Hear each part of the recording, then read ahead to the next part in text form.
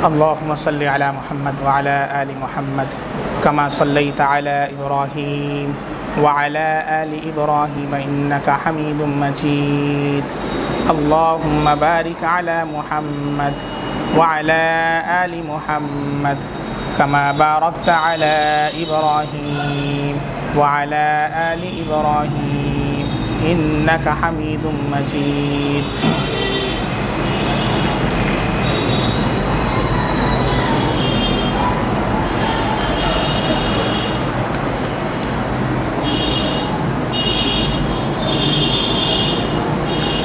अऊज़ु बिल्लाहि मिनश शैतानिर रजीम। बिस्मिल्लाहिर रहमानिर रहीम। वमन यब्तगि गैरल इस्लामि दीनन फलन युक़बल मिन्हु वहुवा फिल आखिरति मिनल खासिरीन। कैफ़ यहदिल्लाहु क़ौमन कफ़रू बअद ईमानिहिम व शहिदू अन्नर रसूल हक़्क़ुन व जाअहुमुल बय्यिनात वल्लाहु ला यहदिल क़ौमज़ ज़ालिमीन। उलाइका जज़ाउहुम अन्ना अलैहिम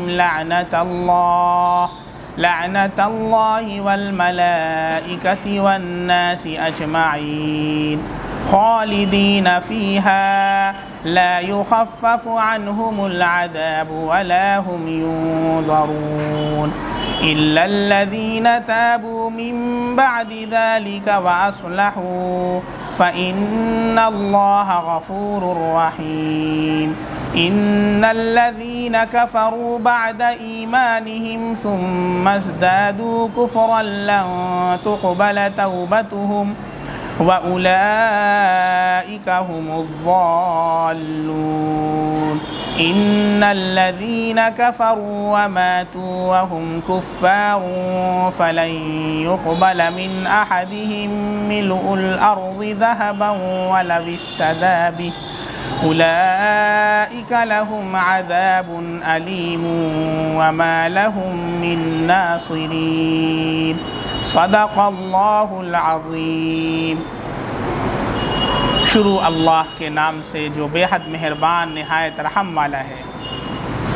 और जो शख्स इस्लाम के सिवा किसी दूसरे दीन को तलब करेगा तो वो उससे मकबूल न होगा और वो आखिरत में तबाहकारों में से नुकसान उठाने वालों में से होगा।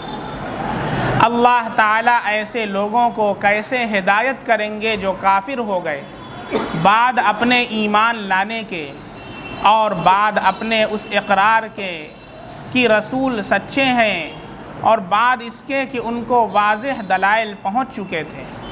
और अल्लाह ताला ऐसे बेढंगे लोगों को हिदायत नहीं करते। ऐसे लोगों की सज़ा ये है कि उन पर अल्लाह ताला की भी लानत होती है और फ़रिश्तों की भी लानत होती है और सारे आदमियों की भी लानत है। वो हमेशा हमेशा जहन्नम में रहेंगे। उन पर से अज़ाब हल्का भी न होने पाएगा और न उनको मोहलत ही दी जाएगी। हाँ, मगर जो लोग तौबा कर लें उसके बाद और अपने आप को संवार लें सो बेशक खुदा ताला बख्श देने वाले रहमत करने वाले हैं। बेशक जो लोग काफिर हुए अपने ईमान लाने के बाद फिर बढ़ते रहे कुफ्र में उनकी तौबा हरगिज़ मकबूल न होगी और ऐसे लोग पक्के गुमराह हैं। बेशक जो लोग काफिर हुए और मर भी गए हालत कुफ्र ही में सो उनमें से किसी का ज़मीन भर सोना भी ना लिया जाएगा अगरचे वो मुआवज़ा में उसको देना भी चाहे। उन लोगों को सज़ाए दर्दनाक होगी और उनका कोई हामी व मददगार न होगा। ये सूरह आले इमरान की आयत नंबर 85 से लेकर आयत नंबर 91 और इस पर तीसरे पारे का इख्तिताम होता है। गुज़श्ता हफ्ते कुछ आयत रह गई थी इसलिए तीसरा पारा मुकम्मल नहीं हो सका था। इंशाअल्लाह आज की कोशिश रहेगी कि आज तीसरा पारा मुकम्मल हो जाए।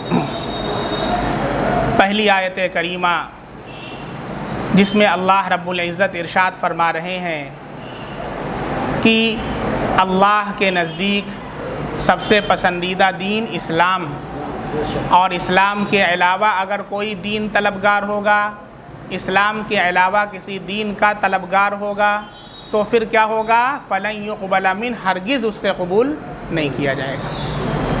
चुनांचे आपको बताया गया इससे पहले कि अल्लाह के नबी सल्लल्लाहु अलैहि वसल्लम के पास एक मरतबा हज़रत उमर फ़ारूक रज़ी अल्लाह अन्हु तशरीफ़ लाए और तौरात का एक टुकड़ा लेकर के आए, तौरात का एक सफ़हा, एक पेज लेकर के आए और पढ़ कर के सुनाने लगे कि देखिए इसमें ये बात लिखी हुई है, इसमें ये बात लिखी हुई। और अल्लाह के नबी सल्लल्लाहु अलैहि वसल्लम का चेहरा गुस्से से ज़र्द होने लगा, गज़ब की वजह से ज़र्द पड़ने लगा। हज़रत उमर फ़ारूक रज़ी अल्लाह अन्हु वो सफ़हा पढ़ रहे हैं तौरात का, अल्लाह के नबी का चेहरा ज़र्द होता चला जा रहा, इधर उमर फ़ारूक पढ़ते जा रहे हैं, इधर अल्लाह के नबी का चेहरा और ज़र्द हो रहा है। अब हज़रत उमर फ़ारूक रज़ी अल्लाह अन्हु तो पढ़ने में मशगूल हैं, वो तो देख नहीं रहे कि नबी सल्लल्लाहु अलैहि वसल्लम का क्या हाल है। हज़रत अबू बकर सिद्दीक़ रज़ी अल्लाह अन्हु बैठे थे, आपकी निगाह पड़ती है रुख़े अनवर पर, जमाल मुस्तफ़ा के ऊपर, जिससे नूर झड़ता है वो ज़र्द है और ज़र्द से ज़र्द हुआ जा रहा। फ़ौरन हज़रत उमर फ़ारूक रज़ी अल्लाह अन्हु को मना करते हैं और कहते हैं कि अल्लाह के नबी सल्लल्लाहु अलैहि वसल्लम की हालत नहीं देखते। हज़रत उमर फ़ारूक रज़ी अल्लाह ताला ने देखा, अल्लाह के नबी सल्लल्लाहु अलैहि वसल्लम ने इरशाद फरमाया, आए उमर, क्या तुम अभी भी शशो पंज के अंदर मुब्तला हो? अमुतहव्वकून या उमर, मेरी बेअसत के बाद कुरान करीम का नुज़ूल हो रहा है, नबी आखिरुज़्ज़मा तशरीफ़ ला चुके हैं, जिब्रील अमीन वही लेकर नाजिल हो रहे हैं, अभी भी तुम इस शरीयत मुस्तफ़ा के बारे में शशोपंज में पड़े हुए हो। फिर अल्लाह के नबी सल्लल्लाहु अलैहि वसल्लम का जुमला, अल्लाह के नबी ने इरशाद फरमाया, लौ काना मूसा हय्या लमा वसिअहु इल्ला इत्तिबाई। आए उमर, अगर आज मूसा अलैहिस्सलाम भी ज़िंदा होते तो मेरी शरीयत के ऊपर चले बग़ैर उनको भी नजात न मिलती। और एक मौके पर अल्लाह के नबी ने इरशाद फरमाया, ईसा अलैहिस्सलाम जो क़ुर्ब क़यामत नाजिल होंगे दज्जाल का ख़ात्मा करने के लिए और उसे नेस्त व नाबूद करने के लिए, तो अगरचे ईसा अलैहिस्सलाम मकाम नबूवत पर फायज़ होंगे, नबी होंगे, लेकिन अमल शरीयत मोहम्मदिया पर करेंगे। ये मकाम अल्लाह ने अता फ़रमाया है ताजदार मदीना काली कमली वाले आका मोहम्मद अरबी सल्लल्लाहु अलैहि वसल्लम को, और हमको फ़ख्र होना चाहिए कि हम अल्लाह के नबी के आखिरी उम्मती। वमन यब्तग़ि गैरल इस्लामी दीना, जो इस्लाम के अलावा किसी और दीन का तलबगार होगा, खा वो यहूदियत हो या नसरानियत हो या मजूसियत हो या फिर कोई और धर्म हो, फ़लन युक़बल मिन, हरगिज़ उससे कबूल नहीं किया जाएगा। शरीयत मोहम्मदिया नाजिल हो चुकी है, फ़ाइनल शरीयत आ चुकी है, अल्लाह का आखिरी क़ानून आ चुका है, अल्लाह का आखिरी नबी आ चुका है, अल्लाह की आखिरी किताब आ चुकी है। अब क़यामत तक कोई शरीयत चलेगी तो मोहम्मद मुस्तफ़ा की शरीयत चलेगी। क़यामत तक पूरी दुनिया के अंदर कोई क़ानून चलेगा, कुरान का कानून चलेगा। पूरी दुनिया के अंदर अगर कोई शरीयत नाफिज होगी, मोहम्मद मुस्तफ़ा ताजदार मदीना सल्लल्लाहु अलैहि वसल्लम की शरीयत नाफिज होगी। अब अगर कोई चाहे कि कोई दूसरी शरीयत पर अमल कर ले, खा वो पिछली शरीयतें हैं वो मनसूख हो चुकी, तौरात है मनसूख हो चुकी, इंजील है मनसूख हो चुकी है। अब फ़ाइनल जो अल्लाह का हुक्म है वो कुरान की सूरत में नाजिल हो चुका है। इसलिए अब पिछली शरीयत पर भी कोई अमल करेगा तो उसके लिए चारेकार नहीं।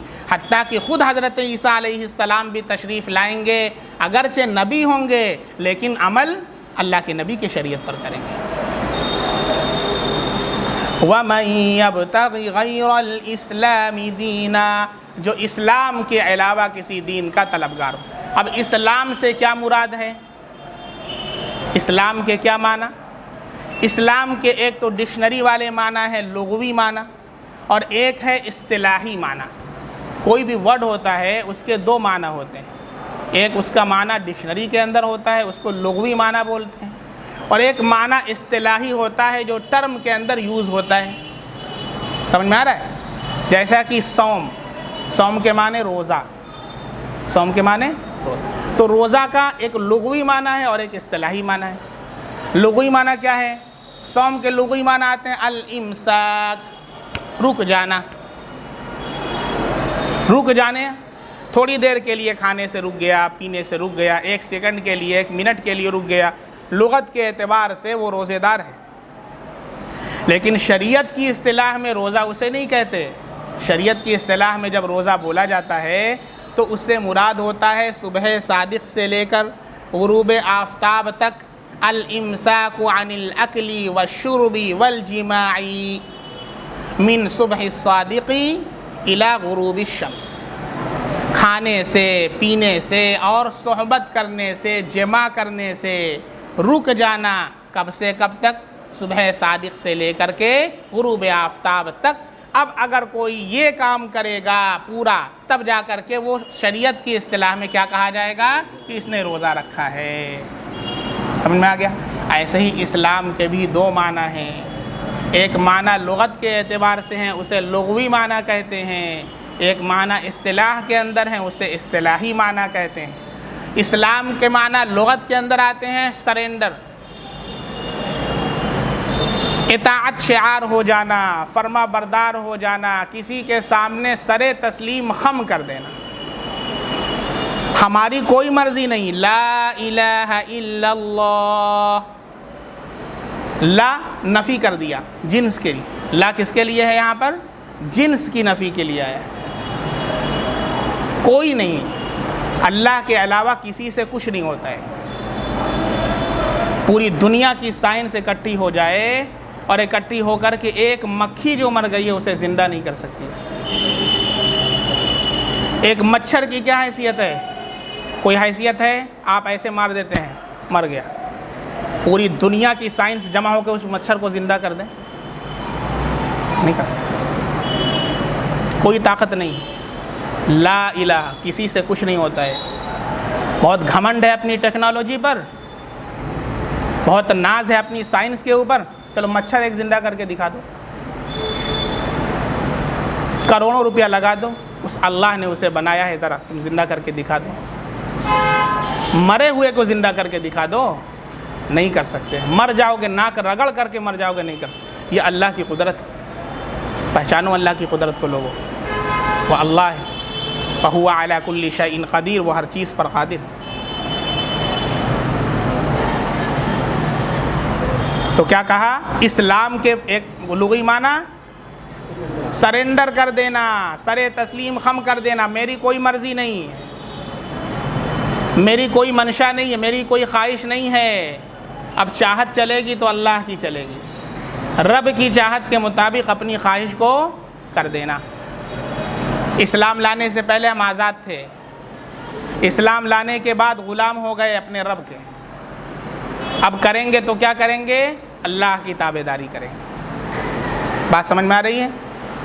और इस्तिलाह के अंदर जब इस्लाम बोला जाता है, टर्म के अंदर बोला जाता है, तो इससे मुराद होता है कि अल्लाह रब्बुल इज़्ज़त ने जो अहकाम, जो क़वानीन बंदों के लिए नाजिल फरमाए अंबियाए किराम अलैहिमुस्सलातु व तस्लीम के ज़रिए, ताकि बंदे उस पर अमल करके सीधे रास्ते पर गामज़न हो जाएं और उनकी दुनिया भी संवर जाए और आखिरत भी संवर जाए, उसे क्या बोलते हैं? इस्लाम। सारे अंबिया का दीन क्या था? इस्लाम। हज़रत आदम अलैहिस्सलाम से रिलीजन वॉज इस्लाम, हज़रत नूह अलैहिस्सलाम से रिलीजन वॉज इस्लाम, हज़रत इब्राहीम अलैहिस्सलाम से रिलीजन वॉज इस्लाम। सबका रिलीजन क्या था? इस्लाम, इस्लाम, इस्लाम। कुछ चेंजिंग होती थी।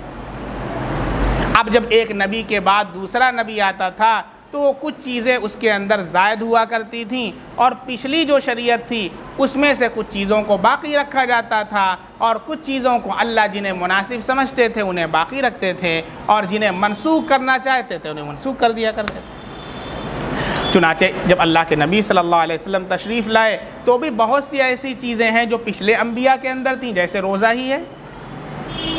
ये रोज़ा जो है कुरान में अल्लाह का इरशाद है, या अय्युहल्लज़ीना आमनू कुतिबा अलैकुमुस्सियाम कमा कुतिबा अलल्लज़ीना मिन क़ब्लिकुम लअल्लकुम तत्तक़ून। ईमान वालों, तुम पर रोज़े फ़र्ज़ किए गए जैसा कि तुमसे पिछले लोगों पर फ़र्ज़ किए गए थे। क्या मालूम चला कि रोज़ा पहले भी उम्मतों के ऊपर था, उसको बाकी रखा गया। इसी तरीक़े से नमाज भी थी, नमाज की कैफियत अगरचे अलग हो सकती है। बहुत से अहकाम जो शरीयत मुस्तफ़वी के अंदर हैं पिछले अंबिया की शरीयतों के अंदर भी पाए जाते थे, और बहुत सी चीज़ें ऐसी हैं जिनको मनसूख कर दिया गया। अब जो फ़ाइनल शरीयत है, अब इस्लाम का जो वर्ड बोला जाता है, अब उससे मुराद है वो शरीयत जो अल्लाह के आखिरी नबी मोहम्मद मुस्तफ़ा सल्लल्लाहु अलैहि वसल्लम लेकर के आए हैं, वो इस्लाम मुराद है। वो इस्लाम नहीं जो इस्लाम हज़रत मूसा अलैहिस्सलाम का, क्योंकि अब वो शरीयत उसमें चेंजिंग हो गई है, वो बदल चुकी है। अब आखिरी शरीयत अल्लाह के नबी की आ चुकी है।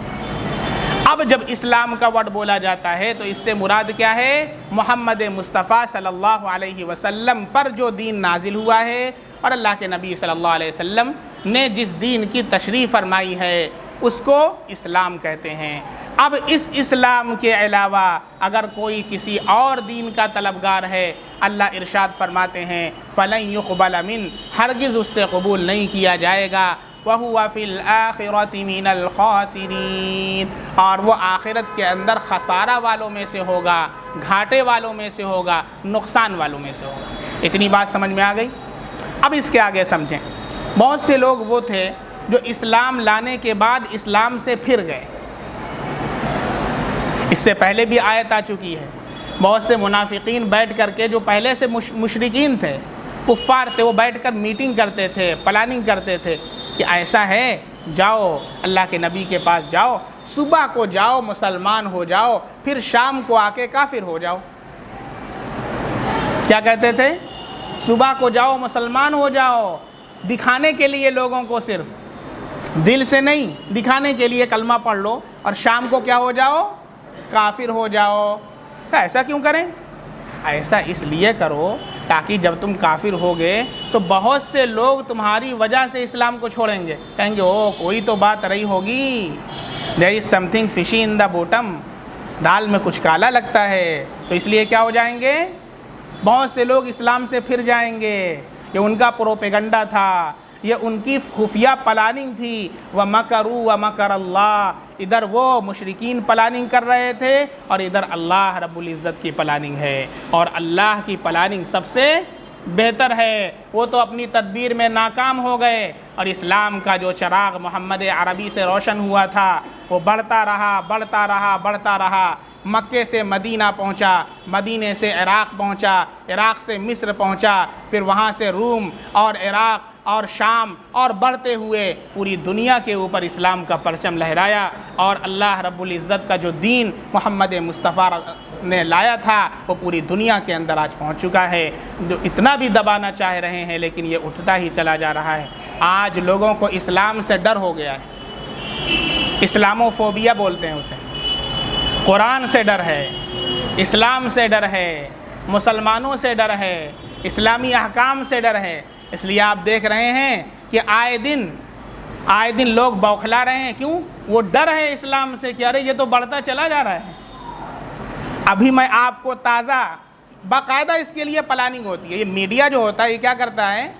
मीडिया जो होता है ये माइंड सेट करता है, इसको बोलते हैं सेटिंग।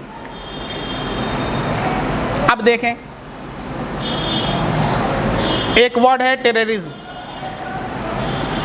दहशतगर्दी।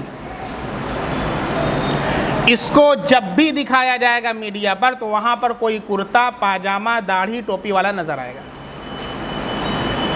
अब पूरी दुनिया के अंदर ये माइंड सेट कर दिया गया कि टेररिज्म का मतलब मुसलमान, मुसलमान का मतलब टेररिज्म। हकीकत ऐसी कुछ नहीं, लेकिन मीडिया ने क्या लोगों के दिमाग में सेट किया वही दिखाया।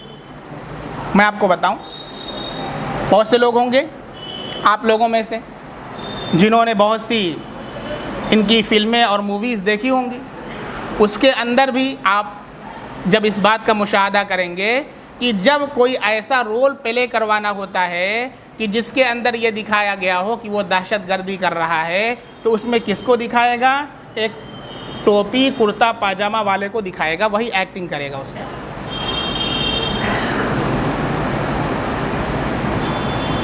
कभी आपने या किसी ने किसी से सुना है कि उसके अंदर किसी ऐसे को टेररिस्ट बना दिया, दहशतगर्द कह दिया कि जो किसी गैर इस्लाम से हो? नहीं।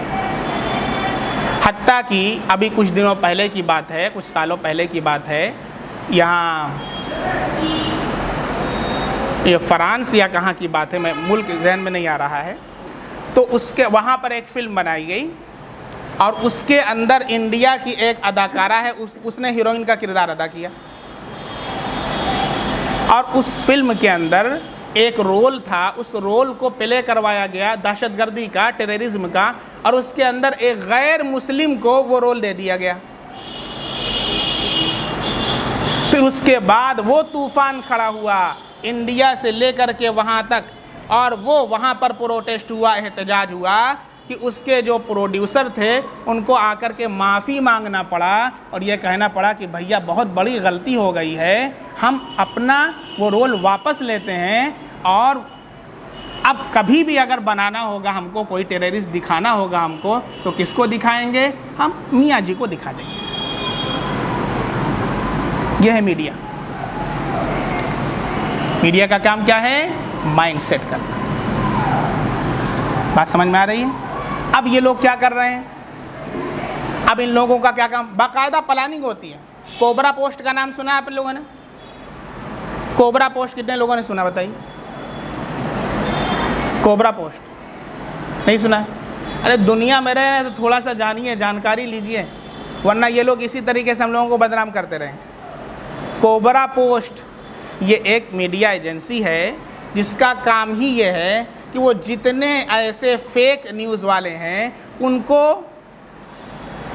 उनका वो ऑपरेशन करे और उनका जो भी धोखा है और फ्रॉड है उसे लोगों के सामने पेश करे। ये उनका काम ही है। चुनांचे अभी सरकार बनने से पहले बाकायदा ये भेष बदल बदल करके सारी चीज़ें यूट्यूब पर अवेलेबल हैं, आप देख सकते हैं। कोई ऐसी बात नहीं बताई जा रही है कि जो पर्दा गैब के अंदर है। भेष बदल बदल करके ये कोबरा पोस्ट के जो इसके मेंबर्स थे और इन्होंने इसके ऑफिसर्स थे, ये सारी जो मशहूर न्यूज़ चैनल्स हैं सबके पास गए और जा कर के कहा कि फलां की सरकार बनानी है। आपके न्यूज़ का काम क्या रहेगा? इसको सपोर्ट करना और इसी को फ़रोग़ देना रहेगा। इसके लिए डील हुई बाकायदा कई 100 करोड़ के अंदर, बाकायदा रिकॉर्डिंग है, बाकायदा वो जो उसका मैनेजर है, डायरेक्टर मैनेजर है उस चैनल का, उसके साथ बाकायदा बात हो रही है और पूरी सेटिंग, पूरी डील हो रही है। कितने करोड़ में? 300 करोड़ में, 400 करोड़ में, 500 करोड़ में, 600 करोड़ में। ये मीडिया है। इसका काम क्या है? सच को झूठ बना देना और झूठ को सच बना देना और माइंड की सेटिंग करना। अब आजकल क्या चल रहा है? इसको ये काम दिया गया है आजकल न्यूज़ वालों को, मीडिया वालों को काम आजकल क्या दिया गया है? लोगों के माइंड में ये बैठा दो कि इस्लाम से और मुसलमानों से ख़तरा है और अब खुद मुसलमान इस्लाम को छोड़ रहे हैं, जबकि ऐसा कुछ नहीं है। ऐसा कुछ है ही नहीं। मैं आपको प्रूफ के साथ बताऊंगा, ऐसा कुछ भी नहीं। अब इन लोगों का काम ये दिया गया, कई 100 करोड़ में डील हुई है, सारे न्यूज़ चैनल वाले मिले हुए हैं। क्या काम है? लोगों के जहनों में ये माइंड सेट कर दो लोगों का कि लोग इस्लाम छोड़ रहे हैं, मुसलमान सनातन धर्म में आ रहे हैं। अच्छा, अब उसके लिए ख़रीदा गया साहिल साहब को। काफिर हो जाएंगे तो फिर आपकी गीता के ऊपर ऑब्जेक्शन कर देंगे हम, तो कहें कि अभी काफिर मत बनो, क्या बनो? एक्स मुस्लिम लगाओ। क्या लगाओ? एक्स मुस्लिम लगाओ। क्योंकि अगर आप किसी मजहब को लेकर सवाल करें, कहेंगे नहीं नहीं खाली इस्लाम पर बात होगी। आपका क्या मजहब है? अभी मैंने कुछ सोचा नहीं है, पहले मैं मुसलमान था लेकिन अब मैं एक्स मुस्लिम हूं। अरे भाई, अगर पहले मुसलमान थे और तुमको कोई दूसरा मज़हब पसंद आ गया हो तो वो मज़हब एक्सेप्ट करो, फिर मैं बताता हूँ उस मज़हब के अंदर क्या है।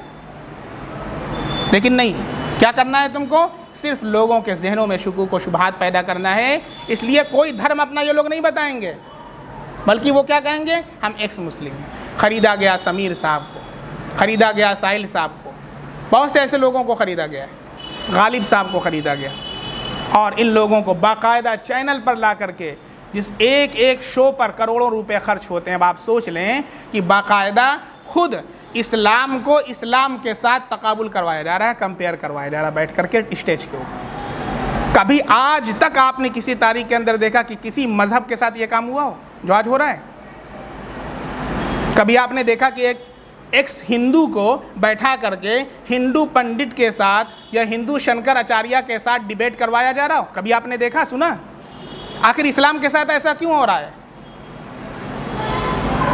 इस वक्त की ये इनकी प्लानिंग चल रही, इसको आप समझेंगे नहीं। देखिए, जब तक बातिल की साजिशों को समझेंगे नहीं तो उससे बचेंगे कैसे? यही तो मसला हम लोगों का है। हम लोग दीन को समझते हैं, दीन नाम खाली नमाज पढ़ने का है। दुनिया के अंदर हैं तो दुनिया की चीज़ों का नॉलेज आपको होना चाहिए। शैतान का मक्र क्या आप जानेंगे तभी तो उसके मक्र से बचेंगे। इस्लाम के ऊपर किस तरह के एतराज़ात किया जा रहे हैं और बातिल किस रास्ते से आ रहा है, जब उसको जानेंगे तब तो आप उसका काट करेंगे, उसका बाइकआउट करेंगे। आपको मालूम ही नहीं है, कैसे बचेंगे? तो आज के हालात के अंदर सारे मीडिया हाउसेस को ख़रीदा गया है और उनको बाकायदा करोड़ों रुपए दिए गए हैं। और उनका काम क्या दिया गया? उनकी जॉब इस वक्त की यह है कि मुसलमानों के ख़िलाफ़, इस्लाम के ख़िलाफ़ प्रोपेगंडा करो और ये लोगों के माइंड में सेट कर दो कि इस वक्त सारे मुसलमान इस्लाम को छोड़ रहे हैं। अच्छा, अब क्या किया गया? अभी देखें, एक हफ्ते पहले के अंदर इसी हफ्ते की बात है, मैं आपको दिखा दूं। आप लोगों ने भी सुना होगा और बहुत से न्यूज़ चैनल पर दिखाया भी गया है, बाकायदा वीडियो के साथ दिखाया गया।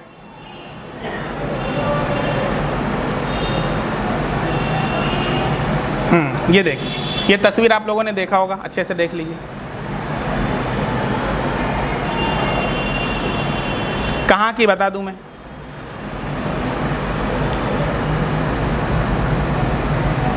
इसके अंदर 18 लोगों को बाकायदा वीडियो में दिखाया गया है कि वो दाढ़ी छिलवा रहे हैं और फिर उसके बाद बाकायदा मंदिर में जा कर के अपना मज़हब तब्दील कर रहे हैं। 18 लोग, उसमें औरतें भी हैं और मर्द भी हैं और बच्चे भी हैं। ये दिखाया गया कि ये सारे के सारे इन लोगों ने क्या किया, अपना मज़हब तब्दील कर दिया है और ये सारे के सारे गैर मुस्लिम हो चुके हैं। ये दिखाया गया सारे न्यूज़ चैनल के ऊपर, बड़े बड़े न्यूज़ चैनल पर दिखा दिया गया और बहुत से लोगों को तशवीश हुई कि आखिर ऐसा कैसा हो गया। फिर क्या हुआ? फिर वहाँ की जो जमायत थी उसने वहाँ का दौरा किया कि भाई आखिर ऐसी कैसी क्या बात है कि इन लोगों ने ऐसा किया है। तो वो लोग वहाँ पर गए, वहाँ की जो जमायत थी वहाँ पर गई और जा कर के जायज़ा लिया। यह मध्य प्रदेश में रतलाम के अंबा गांव का वाक़या है। मध्य प्रदेश के रतलाम के अंबा गांव का वाक़या है जहाँ की ये न्यूज़ चल रही है। सारे न्यूज़ मीडिया हाउस पर दिखाया गया है। जमीयत की टीम गई, उलमा वहाँ पर गए और उनसे मुलाकात किया और उनसे पूछा कि आखिर क्या बात है कि आप लोगों ने इस्लाम मज़हब छोड़ा है। तो उन्होंने कहा मुसलमान थे ही नहीं, तो हमने कहा इस्लाम छोड़ा। बयान बाकायदा उनका बयान है, इसको आप लोग ज़्यादा से ज़्यादा वायरल कीजिए। इस वीडियो की क्लिप बना करके भेजिए और टैग करके सारे मीडिया हाउसेस को, तो नालायक खबीस बैठ करके पैसा ले करके सारे लोगों के जहनों को गंदा कर रहे हैं। ये मीडिया के नाम पर धब्बा हैं, इसमें खबीस हैं सब। बाकायदा इन सारे 18 लोगों का बयान है कि हम मुसलमान थे ही नहीं, तो हमने इस्लाम छोड़ा कहाँ, हम तो पहले ही से गैर मुस्लिम थे।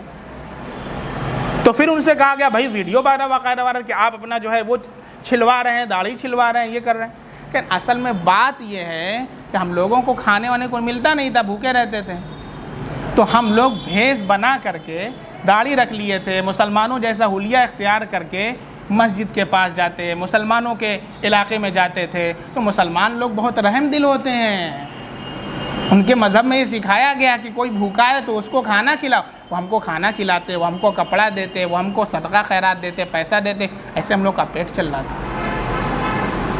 इसलिए हमने किया था। कोई हम मुसलमान थोड़ी ना थे। अब वहाँ के कुछ गुंडे आए और कुछ बड़े लोग आए और उन्होंने कहा ऐसा ऐसा करो, और कुछ पैसा उनको दिया और उसका खूब वीडियो बना करके खूब वायरल किया उसको कि अरे 18 लोग जो है गैर मुसलमान हो गए। ऐसा कुछ नहीं है। इस्लाम बढ़ता चला जा रहा है। ये जितना दबाना चाह रहे हैं ना, उससे ज़्यादा इस्लाम बढ़ रहा है। और खिसियानी बिल्ली खंबा नोचे वाला हाल है इन लोगों का। बात समझ में आ रही है? और जितना इस्लाम की फितरत में कुदरत ने लचक दी है, इस्लाम की फितरत में कुदरत ने लचक दी है, तुम जितना दबाओगे उतना ही ये उभरेगा। अल्लाह के नबी का ये कौल अपनी जगह सादिक हो करके रहेगा, ऐ फातिमा, हर कच्चे पक्के घर के अंदर तेरे बाप का लाया हुआ दीन दाखिल हो करके रहेगा, खा अजीज़ की इज्जत के साथ या जलील की जिल्लत के साथ। इंशाअल्लाह वो दिन आने वाला है। हिंदुस्तान के चप्पे चप्पे से कलमे की आवाज़ें बुलंद होंगी इंशाअल्लाह। ला इलाहा इल्लल्लाह की आवाज़ें बुलंद होने वाली हैं। और ये जितने कुत्ते भौंक रहे हैं, इन कुत्तों को भी अल्लाह रब्बुल इज़्ज़त से मेरी यही दुआ है कि अल्लाह हिदायत अता फरमा दे। और फिर वही हाल होगा कि जो तातारी आए थे और उन्होंने इस्लाम को ढाना चाहा था, अल्लाह रब्बुल इज़्ज़त ने अपने एक बंदे खुदा के ज़रिए से हिदायत अता फरमाई। उसका बादशाह मुसलमान हुआ और सारे के सारे तातारी मुसलमान हुए।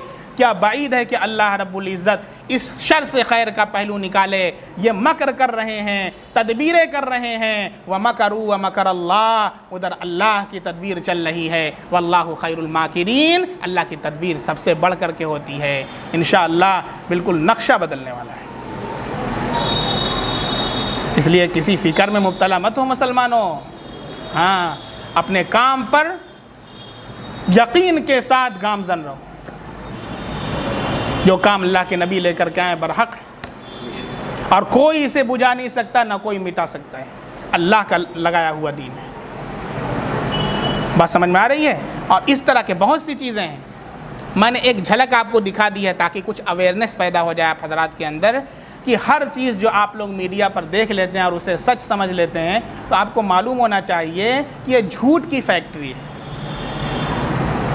और जो लोग अपना नॉलेज सोशल मीडिया से लेते हैं या फिर गूगल से लेते हैं या मीडिया से लेते हैं, तो उनको ऐसा नहीं करना चाहिए। उनका नॉलेज बहुत कमज़ोर होता है। किताबों से अपना नॉलेज लीजिए, पढ़िए किताबों को, और सही किताबों को पढ़िए, गलत नहीं। सबसे पहले कुरान पढ़िए। कुरान का जो नॉलेज आपको मिलेगा, कुरान पढ़ करके बड़े बड़े साइंटिस्ट बने।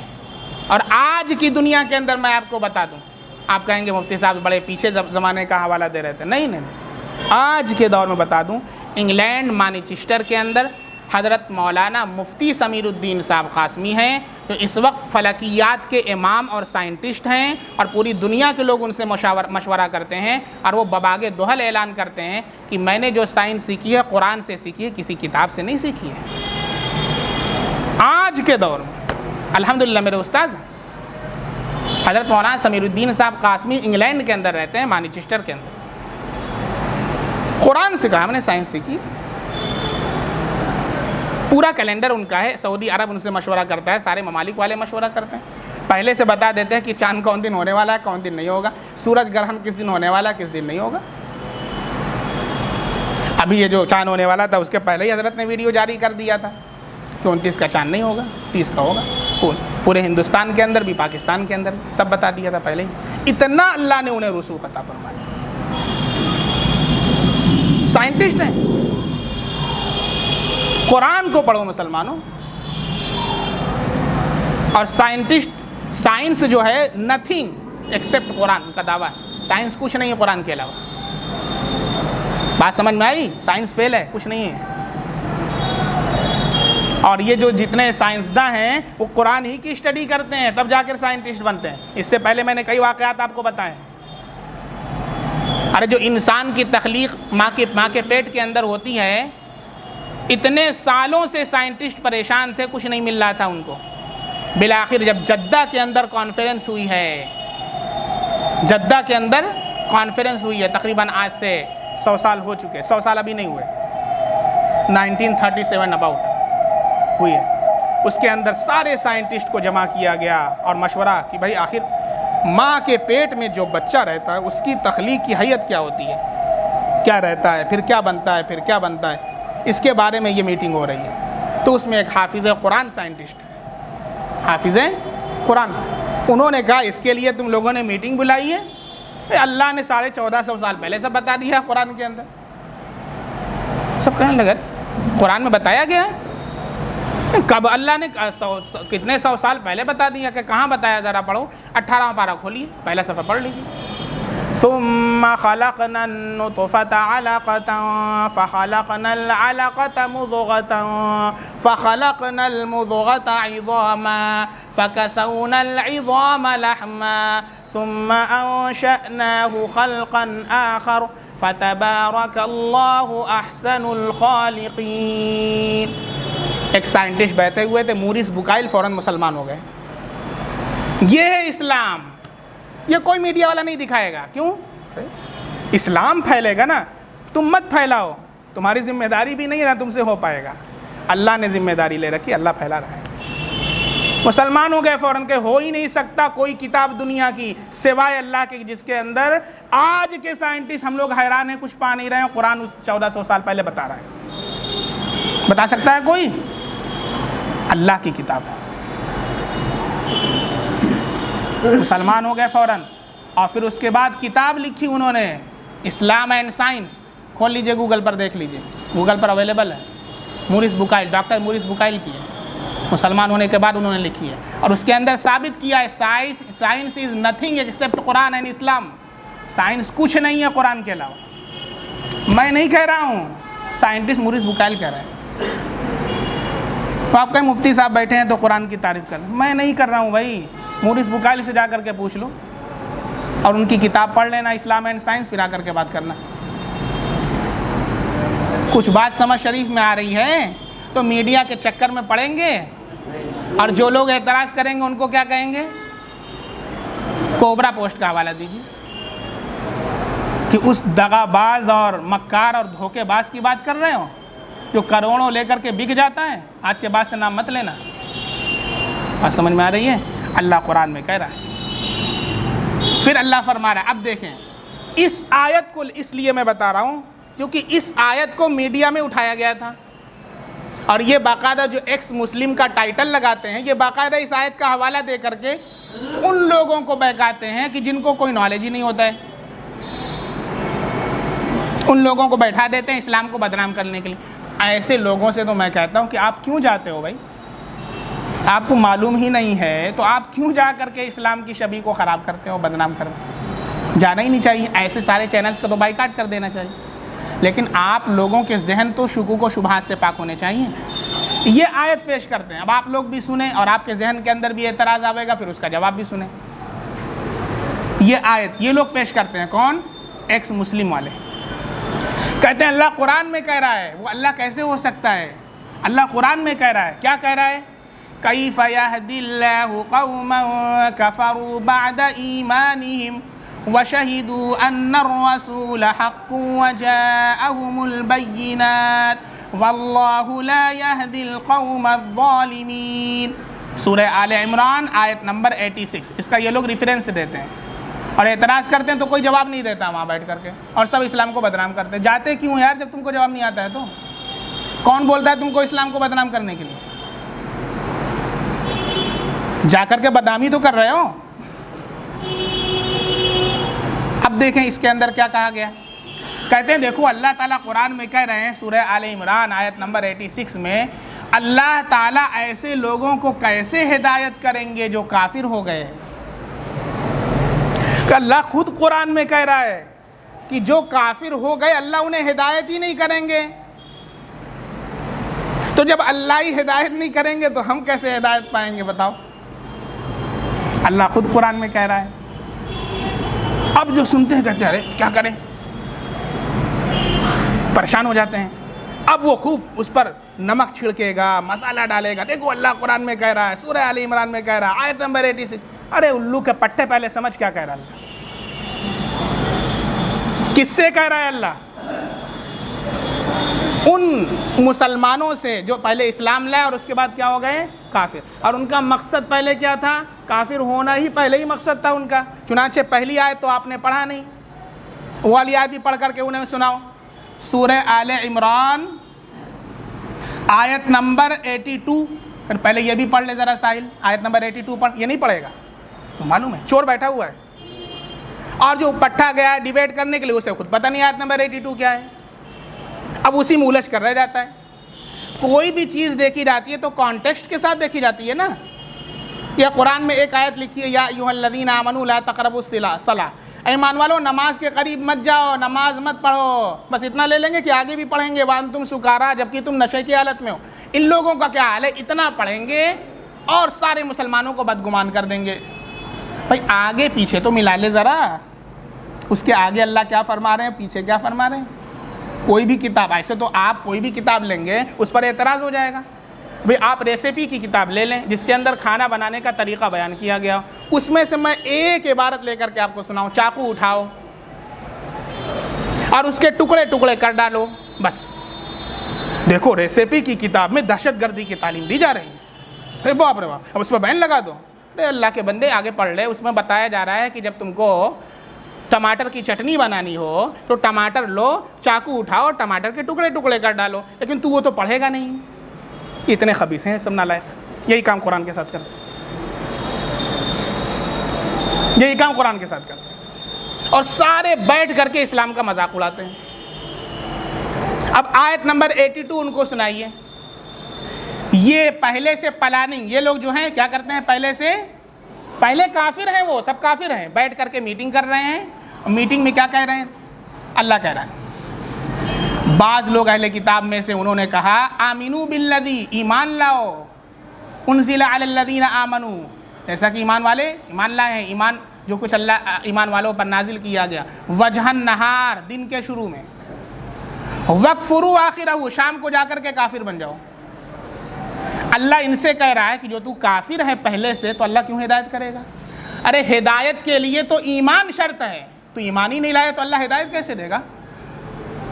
अब ये सब नालायक पता नहीं क्या कर रहा है, कह रहा है कैफ़ा याहदिल्लाहु, अल्लाह कह रहा है देखो अल्लाह कैसे हिदायत करेगा ऐसी कौम को जो काफिर हो गए। अबे खबीस, तू कहाँ मुसलमान ही था, तू तो काफिर ही था पहले से।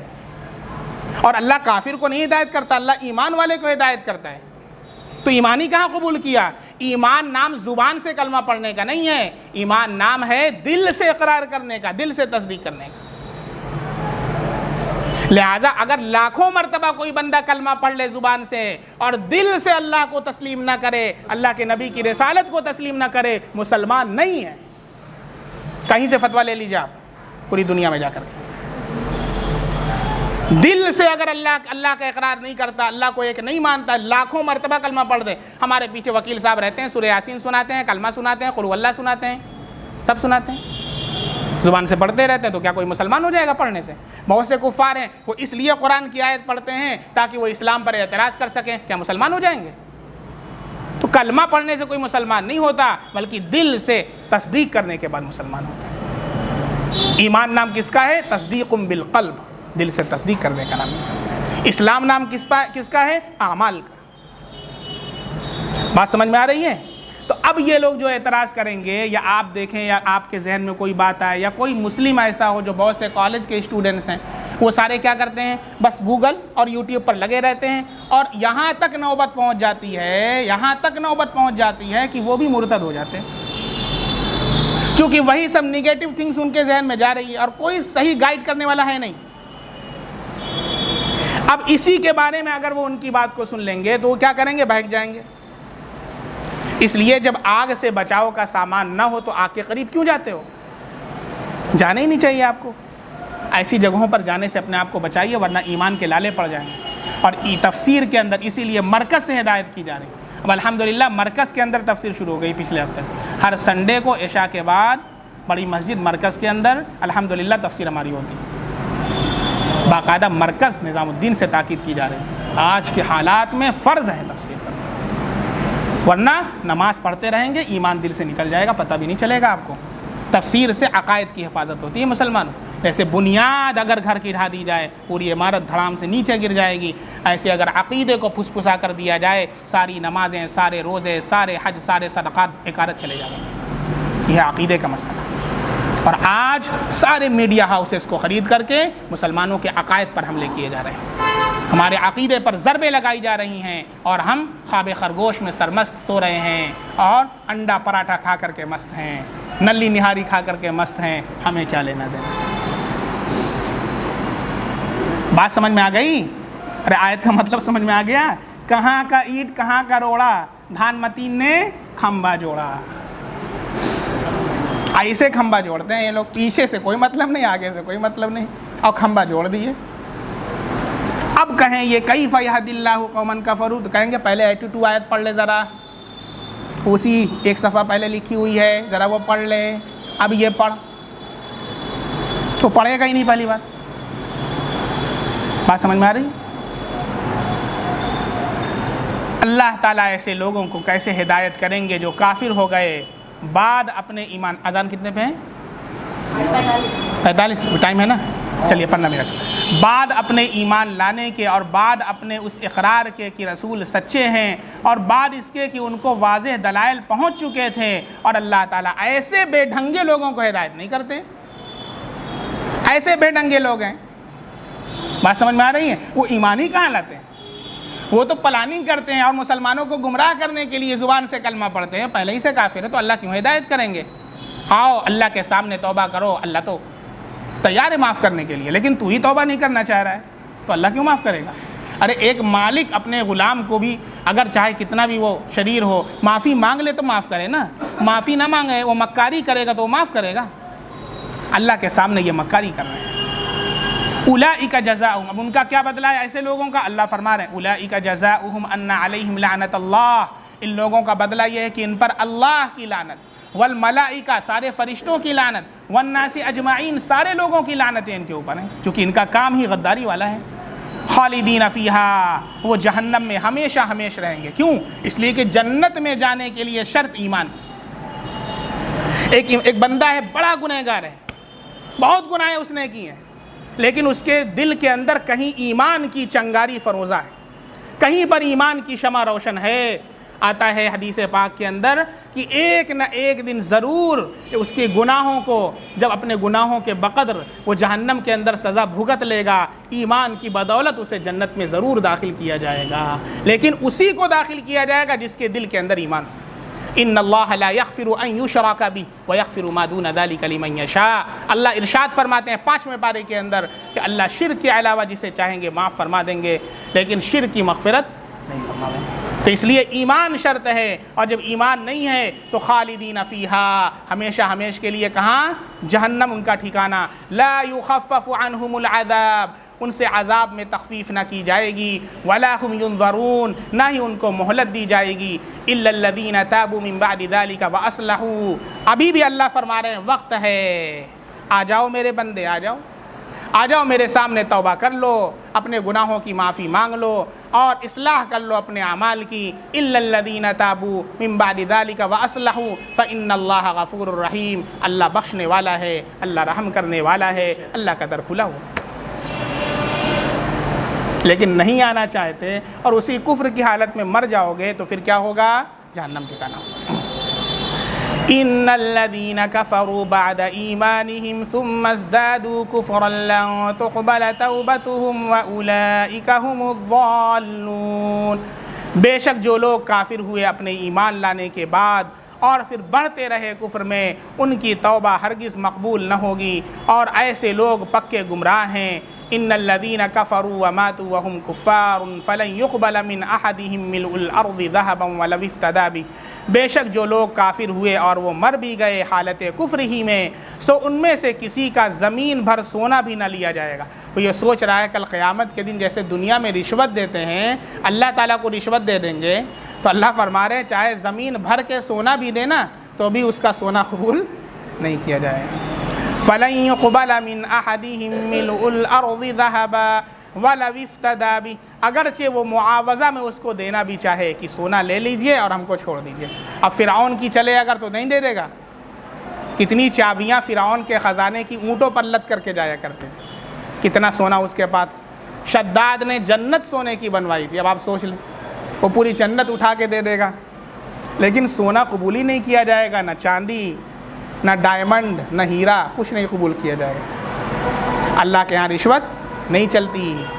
उलाइका लहुम आज़ाबुन अलीम, उनके लिए दर्दनाक आज़ाब है। वमा लहुम मिन नासिरीन, और ना ही कोई अपना हिमायती पावेंगे कि हम फ़लाँ से सिफारिश करवा लेंगे। बहुत से लोग सोचते हैं नमाज़ छोड़ दो, रोज़ा छोड़ दो, फ़लाँ पीर साहब से रब्ता कर लो, फ़लाँ बुज़ुर्ग साहब के कब्र पर जा कर के चादर चढ़ा दो, बेड़ा पार है, फ़लाँ साहब बख्शवा लेंगे।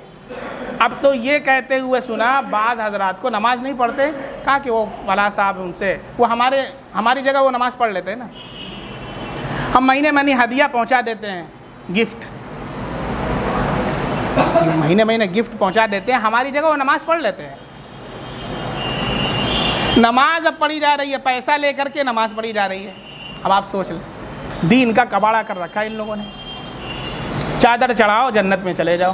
भाई क्या ज़रूरत थी अल्लाह के नबी सल्लल्लाहु अलैहि वसल्लम को और सहाबा किराम को, हज़रत उमर फ़ारूक रज़ी अल्लाह ताला अन्हु को फ़ज्र की नमाज़ पढ़ा रहे थे, अबू लुलू मुलजिम ने नेज़ा मारा। कौन था ये? यहूदी। बताया मैंने, सबसे खबीस कौम दुनिया की कौन है? यहूदी। अबू लुलू मुलजिम, उसने क्या किया? फ़िरोज़, उसने नेज़ा मारा। हज़रत उमर फ़ारूक रज़ी अल्लाह ताला अन्हु को खून जारी हो गया। अब जब खून जारी हो गया तो क्या सब गिर पड़े। नमाज की अहमियत देखिए, खलीफा वक्त हैं, अमीरुल मोमिनीन हैं। ये नहीं कि मुसलमान नमाज तोड़ करके हज़रत उमर फ़ारूक रज़ी अल्लाह उनको लेकर के जाए, नहीं। हज़रत अब्दुर्रहमान बिन औफ़ रज़ी अल्लाह अन्हु आगे बढ़ते हैं मुसल्ले पर। ऐसा कभी अगर हो जाए तो मसला भी सुन लें, इमाम साहब को अगर कभी ऐसी सूरत पेश आ जाए, नक्सीर बहने लगे, खून निकलने लगे, हदस लाइक हो जाए, या फिर कोई ऐसी नागहानी कैफियत पेश आ जाए कि वो नमाज को कंटिन्यू ना कर सकें, तो फिर क्या होगा? पीछे एक आदमी इसीलिए ऐसा खड़ा हो जो इमाम का नायब बन सके, उसमें नमाज पढ़ाने की अहलियत हो कि अगर बाई चांस मौका पड़ जाए तो क्या करे? नमाज पढ़ाए और सबकी नमाज सही हो जाए, मकरूह ना हो, सही हो जाए। ऐसा आदमी इमाम के पीछे खड़ा हो। हज़रत अब्दुर्रहमान बिन औफ़ रज़ी अल्लाह अन्हु आगे बढ़ते हैं, नमाज मुकम्मल करवाते हैं पहले, और नमाज के मुकम्मल होने के बाद फिर उमर फ़ारूक रज़ी अल्लाह अन्हु को लेकर के जाया जाता है। अब आप समझ सकते हैं कि नमाज की कितनी अहमियत इस्लाम के अंदर है। धड़ल्ले से जो मुसलमान फ़जर की नमाज अगर पढ़ता है ना, आप समझ लो कि वो पक्का नमाजी है, क्योंकि फ़जर की नमाज पढ़ना सबसे दुश्वार है। फ़जर की नमाज नहीं पढ़ता है फिर और नमाज़ों के अंदर भी सुस्ती ही करेगा। इसलिए अल्लाह ने ईमान को ताज़ा करने के लिए ये नमाज अता फ़रमाई है, और फ़जर की जो नमाज है ये सबसे अव्वली मकाम पर अल्लाह ने अता फ़रमाई। जो फ़जर की नमाज़ पढ़ता है अल्लाह रब्बुल इज़्ज़त उसके लिए सारी नमाज़ों को आसान कर देता है, और नमाज़ों को भी वो पाबंदी के साथ पढ़े। और जो फ़जर में सुस्ती करता है और दीगर नमाज़ों के अंदर भी सुस्ती करेगा। बात समझ में आ रही? अब यहाँ पर एक मसला बता कर के बात को ख़त्म करूँगा, बहुत अहम मसला। हाँ, नाश्ते का तो अभी अजान में कितना वक्त है? 5-10 मिनट ले लें, 5-10 मिनट ले लें आप लोग, अगर इजाज़त हो तो, आप लोगों की इजाज़त हो तो। नहीं अगर मूड है तो फिर अगले हफ्ते। इसी से रिलेटेड एक मसला है, वो मसला, और इसको भी बहुत ज़्यादा उछाला जाता है न्यूज़ चैनल्स के ऊपर। ये इसलिए बता रहा हूँ भाइयों कि आज बहुत ज़रूरी है ये चीज़ें हैं, और इसकी वजह से बातिल हमारे ऊपर हमला कर रहा है, हमारे ईमान के ऊपर हमला कर रहा है। ठीक है, इस्लाम में मुर्तद की सज़ा, ये इसका टॉपिक है। इस्लाम में मुर्तद की सज़ा, जिसको अपोस्टेटस कहते हैं, इस्लाम से जो लोग फिर जाते हैं उसकी सज़ा इस्लाम में क्या है, इसको लेकर के ये टॉपिक है, जिस पर बहुत ज़्यादा ऑब्जेक्शन किया जाता है। इसको अच्छे से रिकॉर्ड करके इसको आम भी कर सकते हैं। तो देखें, इस्लाम में जो मुर्तद की सज़ा है, यानी जो शख्स मुसलमान है, पहले से प्रैक्टिकल मुस्लिम है, इस्लाम मुसलमान है, नमाज़ पढ़ता है, सारी चीज़ें अमल करता है, फिर वो इस्लाम मज़हब छोड़ दे, इस्लाम मज़हब छोड़ दे, अब वो कोई भी मज़हब इख्तियार कर ले, इस्लाम मज़हब छोड़ दे, तो अब उसकी सज़ा क्या है इस्लाम के अंदर? उसकी सज़ा ये है कि अगर वो मर्द है तो उसको कत्ल किया जाएगा, और औरत है तो उसे कत्ल नहीं किया जाएगा, मर्द है तो कत्ल किया जाएगा, ठीक है। लेकिन उसका प्रोसेस है, प्रोसेस ये है कि जो भी ऐसा करता है उसकी 3 दिन काउंसलिंग की जाएगी। जो भी ऐसा काम करता है कि इस्लाम मज़हब छोड़ देता है तो उसकी 3 दिन काउंसलिंग की जाएगी। मतलब उसको समझाया जाएगा, उसको नसीहत की जाएगी। जो रिलीजियस स्कॉलर्स हैं, इस्लाम के माहिर हैं, उलमा हैं, वो उसको नसीहत करेंगे, उसको समझाएंगे। हो सकता है भाई कि उसके कुछ डाउट्स हो गए हों, कुछ शुकूक व शुबहात पैदा हो गए हों, तो उसके डाउट्स को क्लियर किया जाएगा और इस अल्लाह की हुज्जत तमाम की जाएगी। 3 दिन तक उसको मौका दिया जाएगा। 3 दिन के अंदर अंदर अगर उसको समझ में आ जाता है, अपने डाउट्स को क्लियर कर लेता है, तो फिर वो उसी तरीक़े से मुसलमान हो जाता है, फिर कोई सज़ा नहीं उसकी। लेकिन अगर 3 दिन के अंदर अंदर वो अपने डाउट्स को क्लियर नहीं करता है और वो अपने बात के ऊपर मुसिर रहता है और ये कहता है कि नहीं अब तो मैं मज़हब इस्लाम कबूल नहीं करूँगा और मैंने तो छोड़ दिया है, तो अब ऐसी सूरत में 3 दिन के बाद उसे कत्ल किया जाएगा। और औरत को कत्ल नहीं किया जाएगा बल्कि औरत को कैद कर दिया जाएगा, ठीक है। अब ये तो इस्लाम की बात। अब ये ऑब्जेक्शन किया जाता है गैरों की तरफ से, और बहुत से लोगों को देखा गया कि वो बैक फुट पर नज़र आते हैं। क्या मतलब? ऐसा नहीं है, ऐसा कहने की क्या ज़रूरत है? यही तो गलती हम लोग करते हैं। बहुत से लोगों को देखा गया बैक फुट पर नज़र आते हैं। ऐसा नहीं करना है, बिल्कुल है ये सज़ा इस्लाम के अंदर, हम इसको एक्सेप्ट करते हैं, लेकिन उसका जवाब भी हम देते हैं। सुने, इस्लाम के अंदर मुर्तद की सज़ा, लेकिन सबसे पहला पॉइंट ये जहन के अंदर रखें कि ये किसी का इंडिविजुअल राइट नहीं है। अच्छे से समझेंगे तब जवाब दे पाएंगे। पूरी बात सुनिएगा, इंशाल्लाह 5 मिनट के अंदर मैं खुलासा बताता हूँ सिर्फ। ये किसी का इंडिविजुअल राइट नहीं है कि कोई भी उठेगा और कत्ल कर देगा, नहीं, गुनाहगार होगा अगर ऐसा करेगा। अगर कोई शख्स इस्लाम से फिर जाता है तो कोई भी आदमी उठे और उसे कत्ल कर दे, ऐसा नहीं, इंडिविजुअल राइट नहीं है। अगर कोई ऐसा करता है तो गुनहगार होगा। ये स्टेट राइट है। किसका राइट है? इस्लामिक स्टेट का राइट है। ये भी सुन लें, जहां इस्लामी हुकूमत कायम है वहां पर अगर कोई ऐसा करता है, पूरी बात तो लोग करते नहीं है। पहली बात, एक चीज उठाएंगे, एक लाइन पढ़ेंगे और ऑब्जेक्शन कर देंगे। पूरी बात सुने, इस्लामिक स्टेट के अंदर, इस्लामी हुकूमत के अंदर अगर कोई ऐसा काम करता है कि वो इस्लाम से फिर जाता है तो 3 दिन काउंसलिंग की जाएगी, और फिर भी समझ में नहीं आता है, डाउट्स क्लियर नहीं करता है, तो उसकी सज़ा कत्ल है। लेकिन ये कौन डिसाइड करेगा? Islamic state. बाकायदा अदालत लगेगी, जज साहब बैठेंगे और उसके मुकदमे को सुनेंगे, आखिर क्या बात है, आखिर उसने क्या कहा है, फिर उसके बाद फैसला होगा, फिर स्टेट ये डिसाइड करेगा, कोई इंडिविजुअल राइट नहीं। ये बात समझ में आ गई?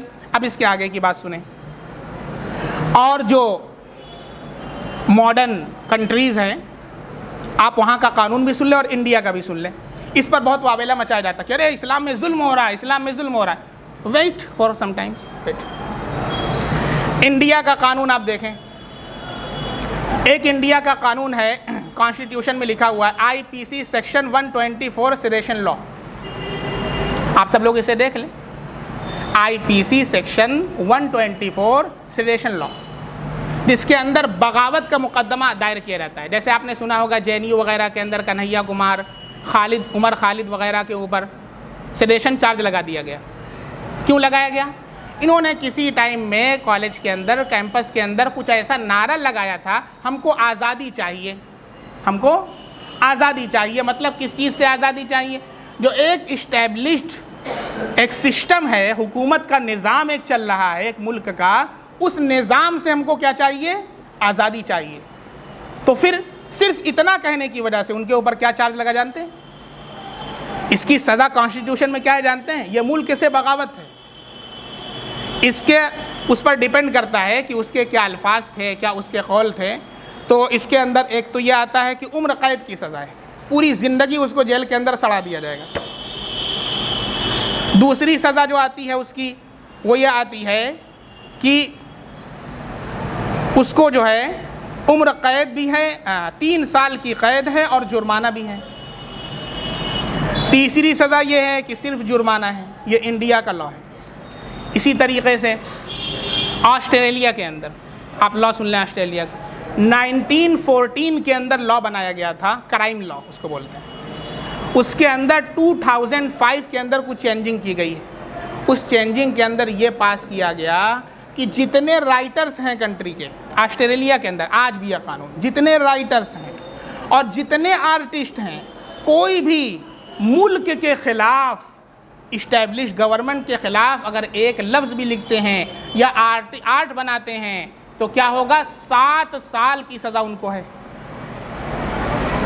ऑस्ट्रेलिया का कानून। इंग्लैंड के अंदर चलें, इंग्लैंड का ये कानून था कि जो भी इंग्लैंड की नेशनैलिटी लेना चाहता है तो आपको सबसे पहले जो वहाँ की प्रिंसेस है, मलिका ब्रिटानिया है, सबसे पहले आपको औथ लेना पड़ेगा, कसम खाना पड़ेगा कि हम उनके साथ वफादारी करेंगे, लॉयल्टी का आपको अहद लेना पड़ेगा, ठीक है।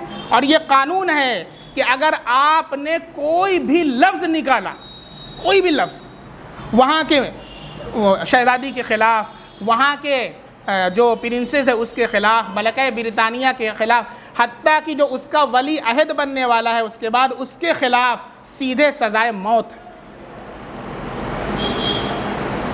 सीधे सज़ाए क्या है? मौत। अच्छा ये बताएं, ये सब आपको नज़र नहीं आ रहा है? अच्छा, इसमें 3 दिन का टाइम नहीं दिया जाएगा आपको?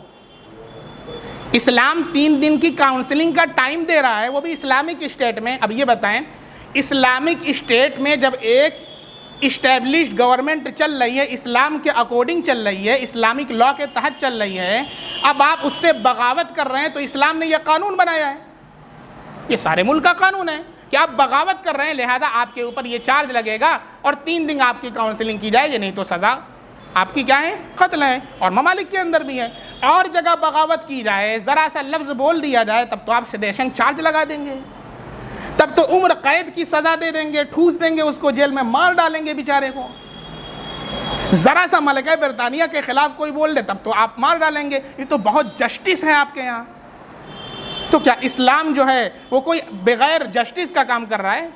अगर इस्लामिक स्टेट के अंदर कोई इंसान ऐसा काम करता है जिससे प्रोपेगंडा कर रहा है, सारे मुसलमानों के ख़िलाफ़ वो माहौल बना रहा है, इस्लाम उसको 3 घंटे का नहीं 3 दिन का टाइम देता है और 3 दिन बाकायदा उसकी काउंसलिंग की जाती है और उसको समझाया जाता है, उसके डाउट्स को क्लियर किया जाता है। फिर भी वो अगर अपनी अना और ज़िद पर कायम है और बगावत के ऊपर अड़ा हुआ है, फिर उसकी सज़ा इस्लाम के अंदर कत्ल है। अब ये बताएं इसके अंदर क्या इनजस्टिस, मुझे कोई बता दे, है कोई जवाब देने वाला? इसमें क्या इनजस्टिस है?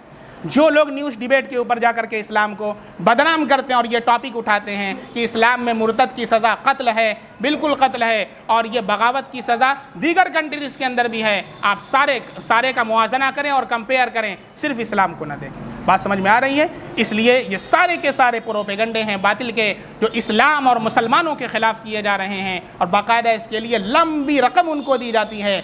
इसलिए मुसलमानों कभी भी इनसे मरऊब मत होना, कभी भी इनसे खाइफ मत होना। इस्लाम अल्लाह रब्बुल इज़्ज़त ने जो तुम्हें दिया है ये ऐसा मज़हब है, ऐसा प्यारा मज़हब है कि इससे बेहतर कोई मज़हब नहीं। अल्हम्दुलिल्लाह मेरी एक जज साहब से बात हो चुकी है, गैर मुस्लिम है अल्हम्दुलिल्लाह, लेकिन उन्होंने बाकायदा किताबों के हवाले से ये बात जमा की है हिंदी के अंदर, और उन्होंने ये साबित किया है कि अल्लाह रब्बुल इज़्ज़त ने बड़ा करम और एहसान किया है कि हमको अल्लाह ने आप लोगों को मुसलमान बनाया है। हम तो बहुत ऐसे मज़हब के अंदर ज़िंदगी गुजार रहे हैं जहाँ पर तरह तरह के मज़ालिम ढाए जा रहे हैं। बाकायदा वो जज रह चुके हैं, अभी रिटायर हुए हैं, तो उन्होंने हिंदी के अंदर किताब लिखी है। मेरी बात हुई है, मैं उनसे मंगवा रहा हूँ वो किताब, आप लोगों को भी दूँगा, पढ़िएगा, ठीक है। अल्लाह ताला हम सब लोगों को इल्म अमल की तौफ़ीक़ अता फ़रमाए। सुब्हानल्लाहि बिहम्दिही, सुब्हानकल्लाहुम्मा बिहम्दिका, अशहदु अल्ला इलाहा इल्ला अंता, अस्तग़फ़िरुका व अतूबु इलैक। सुब्हान रब्बिका रब्बिल इज़्ज़ति अम्मा यसिफ़ून व सलामुन अलल मुरसलीन वल्हम्दुलिल्लाहि रब्बिल आलमीन।